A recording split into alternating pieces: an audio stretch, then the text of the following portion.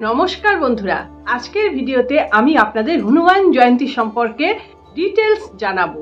পুজোর প্রথম থেকে শেষ পর্যন্ত কি কি লাগে, কোন দিকে মুখ ফিরিয়ে আপনি পুজো করবেন, হনুমানজির মুখ কোন দিকে থাকবে, কোন ভোগ হনুমানজিকে চড়াতে হবে, কোন ফুল দিতে হবে, কোন রঙের ফুল দিতে হবে ইত্যাদি, এবং আর কোন জিনিস হনুমানজিকে নিবেদন করলে আপনি সুফল পেতে পারেন, হনুমানজির কৃপায় আপনার গৃহ পরিপূর্ণ হয়ে উঠবে। বন্ধুরা, আজকের ভিডিওটি ভীষণ ইম্পর্টেন্ট হতে চলেছে। এই ভিডিওটি স্ক্রিপ্ট করে দেখবেন না, তাহলে মিস হয়ে যাবে। প্রথম থেকে শেষ পর্যন্ত যা যা প্রয়োজন সবটা আমি বলবো। এই হনুমানজির পুজো অ্যাকচুয়ালি মহাবীরের পুজো। রঘুকুলপতি মর্যাদা পুরুষোত্তম শ্রী রামচন্দ্রের একনিষ্ঠ ভক্ত ছিলেন হনুমানজি। এই হনুমানজির জন্ম হয়েছিল মঙ্গলবার এবং এই তিথিতে, সেই কারণে এই তিথিকে বলা হচ্ছে হনুমান জয়ন্তী। এবার প্রথমে আমরা জেনে নেব সময়।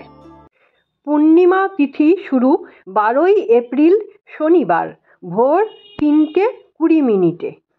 পূর্ণিমা তিথি শেষ হচ্ছে 13ই এপ্রিল রবিবার ভোর 5:52। হনুমান জয়ন্তী পালিত হবে 12ই এপ্রিল 2025 শনিবার। হনুমান জয়ন্তী পূজার শুভ মুহূর্ত সকাল 7:35 থেকে সকাল 9:11 পর্যন্ত, সন্ধ্যায় 6:45 থেকে রাত্রি 8:08 পর্যন্ত। সনাতন হিন্দু ধর্মে কলিযুগের শ্রেষ্ঠ অবতার মানা হয় এই হনুমানজিকে। হনুমানজি কারুর দুঃখ কষ্ট একদম সহ্য করতে পারেন না। কারুর দুঃখ দেখলেই তিনি ছুটে আসেন তাকে সাহায্য করতে। এবং হনুমানজি তার মাকে অতীব ভালোবাসেন, তার প্রাণের থেকেও বেশি ভালোবাসেন। যতখানি তিনি রামচন্দ্রকে ভালোবাসেন ততখানি তিনি তার মাকেও ভালোবাসেন। এবং কোন কোন মন্ত্র কোন কোন সময় জপ করতে হবে এই দিন, সেটিও আমি আপনাদের বলে দেব, আর মন্ত্রগুলো আমি আপনাদেরকে জানিয়ে দেব। তাহলে চলুন আমরা আজকে পুরো ডিটেলিং জেনে নিই হনুমানজির পূজা পদ্ধতি। সবার আগে বলে নিই, হনুমান জয়ন্তীর শুভ লগ্নে ভক্তি নিষ্ঠার সঙ্গে হনুমানজির পূজা করলে সমস্ত আপদ বিপদ দূর হয়। কর্ম, শিক্ষা, বিবাহ সংক্রান্ত সমস্ত বাধা ধীরে ধীরে দূর হয়। এবার কি কি লাগবে সেগুলো সব আপনাদেরকে জানিয়ে দিচ্ছি। লাল কাপড় পেতে তার উপরে ফুল দিয়ে তারপরে হনুমানজি ফটো পাততে হবে, বা মূর্তি থাকলে মূর্তি পাতবেন। প্রদীপ জ্বালতে হবে। নতুন মাটির প্রদীপ হলে খুব ভালো হয়, আর না হলে আটা দিয়ে প্রদীপ তৈরি করে নেবেন। এই প্রদীপে আপনি ঘি দিতে পারেন, চামেলির তেল দিতে পারেন, সর্ষের তেলও দিতে পারেন। 3টে গোটা লবঙ্গ দেবেন। আর এই প্রদীপের সলতেগুলো হবে লাল রঙের। চন্দন ধূপ বা গোলাপের ধূপ আপনি জ্বেলে দেবেন পুজোয় বসার আগে। হনুমানজির মুখ যেন সব সময় দক্ষিণ দিকে থাকে, কারণ দক্ষিণ দিকেই হনুমানজির যত কর্মকাণ্ড, আর আপনার মুখ থাকবে উত্তর দিকে। দক্ষিণ দিক থেকে যত অশুভ জিনিস আসবে হনুমানজি সেগুলোকে প্রোটেক্ট করেন, সেই জন্য হনুমানজির মুখ দক্ষিণ দিকে রাখা দরকার। জলের মধ্যে আপনি গোলাপ জল দেবেন, তারপরে অগুরু দেবেন, তাতে কর্পূর দেবেন, আর তাতে গোলাপ ফুলের পাপড়ি দেবেন। এই জলটার মধ্যে আপনি পরিষ্কার কাপড় ভিজিয়ে তারপরে এই ফটোটিকে সুন্দর করে মুছে দেবেন।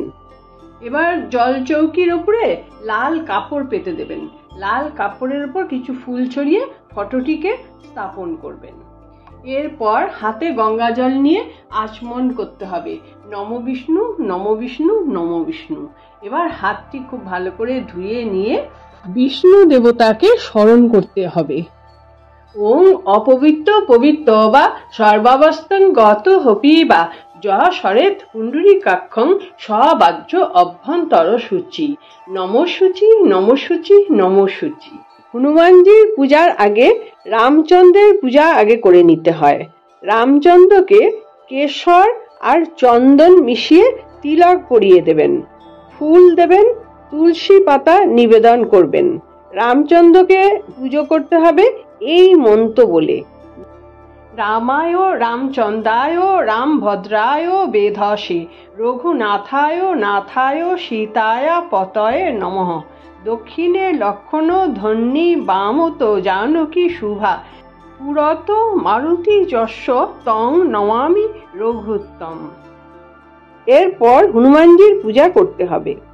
তার আগে মাতা অঞ্জনাকে ডাকতে হবে এবং পিতা পবনদেবকেও প্রণাম জানাতে হবে তাদের এই পুত্রের জন্য।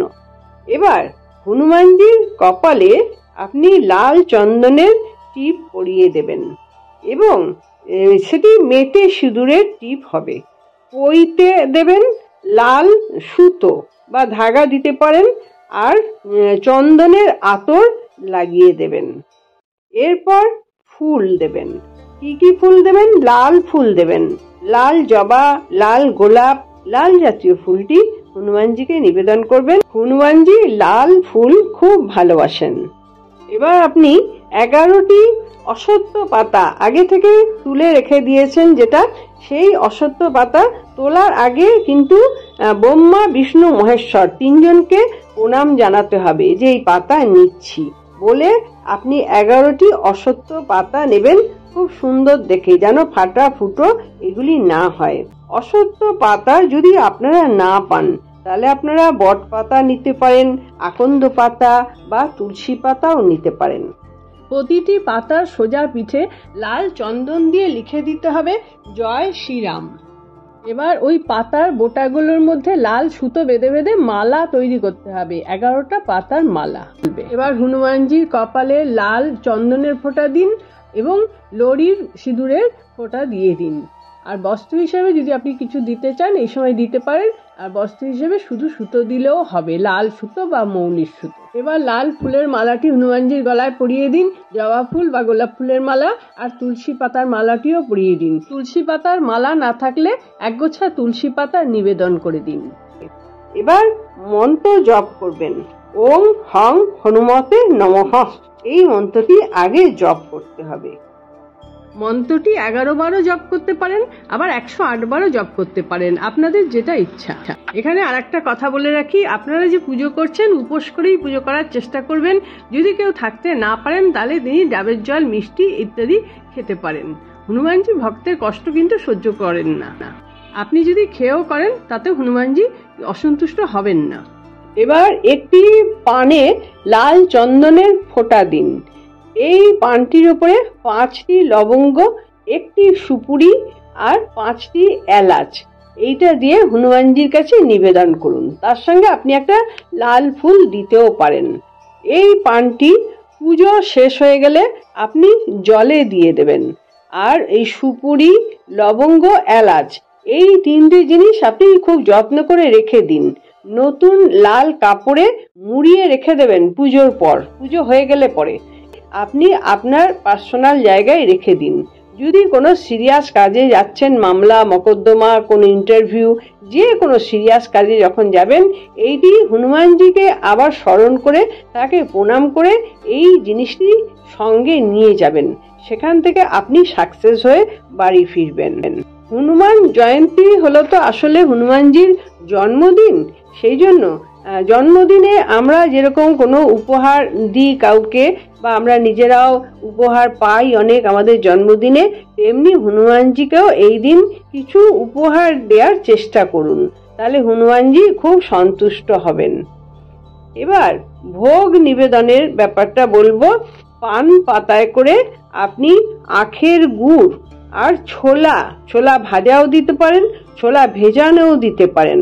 ভিজিয়ে জল থেকে তুলে জল ঝরিয়ে তারপরে দেবেন এবং তুলসী পাতা দেবেন একটি। যে কোনো কিছুর মধ্যে তুলসী পাতাটি না দিলে কিন্তু হনুমানজি গ্রহণ করেন না, সেটা একদম মনে রেখে দেবেন। সবেতেই তুলসী পাতা থাকবে। এই গুড় ছোলা হনুমানজির অত্যন্ত প্রিয় একটি ভোগ। হনুমানজিকে আপনি বোঁদে নিবেদন করতে পারেন, আমিত্তি নিবেদন করতে পারেন। আমিত্তি খেতে খুব ভালোবাসেন হনুমানজি। আর কলা, লাড্ডু ইত্যাদি তার সঙ্গে তুলসী পাতা দেবেন। এরপরে আপনি জল দেবেন আর তারপরে মিষ্টি পান দেবেন। মিষ্টি পান হনুমানজি খুব পছন্দ করেন, যেটা সুপুরি ছাড়া হবে। প্রত্যেক শনি ও মঙ্গলবার দিন হনুমানজিকে মিষ্টি পান যদি নিবেদন করেন তাহলে হনুমানজি তার সমস্ত ভার নিজেই নিয়ে নেন। এটা আপনারা চেষ্টা করবেন প্রত্যেক শনিবার আর মঙ্গলবার করে একটি মিষ্টি পান দোকান থেকে সেজে নিয়ে যাবেন সুপারি ছাড়া, এবং হনুমানজিকে এটি নিবেদন করবেন। পুজোর পর এই পান প্রসাদ হিসেবে আপনি বিতরণ করতে পারেন, আবার আপনি নিজেও খেয়ে নিতে পারেন। এবার বলবো হনুমানজির আরতি। হনুমানজির আরতির সময় প্রথমে আপনি ধূপ দিয়ে আরতি করছেন, 9 বার তার সামনে ঘুরিয়ে আরতি করবেন। তারপরে তেলের প্রদীপ দেবেন, সেটাও 9 বার ঘোরাবেন। ঘিয়ের প্রদীপও হতে পারে, আপনার যেটা ইচ্ছা। তারপরে কর্পূর দিয়ে আরতি করবেন। তারপরে পঞ্চপ্রদীপ, এই পঞ্চপ্রদীপে কিন্তু ঘি অবশ্যই দেবেন। পঞ্চপ্রদীপ দিয়ে আরতি করবেন। প্রত্যেকটা জিনিস কিন্তু 9 বার করে করতে ভুলবেন না, 9 বার ঘোরাবেন। হনুমান জয়ন্তীর দিন অবশ্যই হনুমান চালিসা পাঠ করতে হবে। হনুমান চালিসা পাঠের আগে এই হনুমানজির 12টি নাম কিন্তু বলে নিতে হবে।